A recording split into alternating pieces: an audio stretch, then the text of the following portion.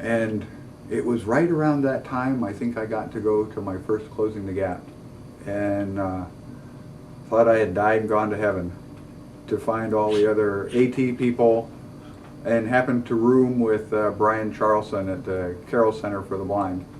And I think that week I got 5 hours sleep because we just gabbled together all night until we would just fall over from exhaustion, and then the alarm would go off an hour and a half later and it was hit the road running again.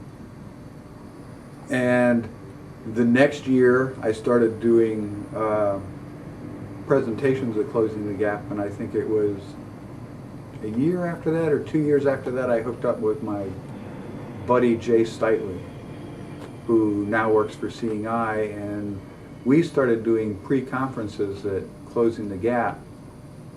We did that for about 6 years. We did 1 and 2 day pre-conferences and just packed them in on whatever, on specific device training or how you teach speech or how you do large print, to the point where we'd come in on Sunday, and this was when they had switched to a different version of Windows, and we said, none of this screen reader stuff works with that yet.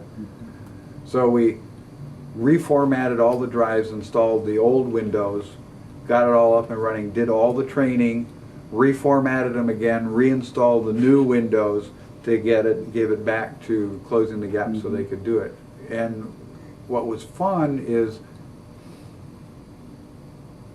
we do that on probably Monday, Tuesday, we do our pre-conference workshop, and it was probably Thursday we'd be having dinner and going, so what are we going to do next year? And we'd talk and we'd throw out ideas because we didn't like to do the same thing over again. It's like, well, why don't we do this? It's like, Jay, we don't know anything about that. And he says, what better reason to learn it? Because if we say we're going to present, then we've got to know something or we're going to look really stupid. And so that was a driving factor, sort of competition just amongst ourselves. And just recently, Jay and I had written vast quantities of stuff because I managed to recruit him to work at the school. And so for almost 8 years, we just sort of did the Jim and Jay show around the state and around the country at various conferences, and had written up just a mess of stuff. And then when he left to go work for the Seeing Eye, my boss said, so what is it you and Jay have done? And I had a 3-inch 3-ring binder of paper. And eventually I became the webmaster at the school, and I started putting all that stuff up there. And just recently I was at a company that was looking at how to develop some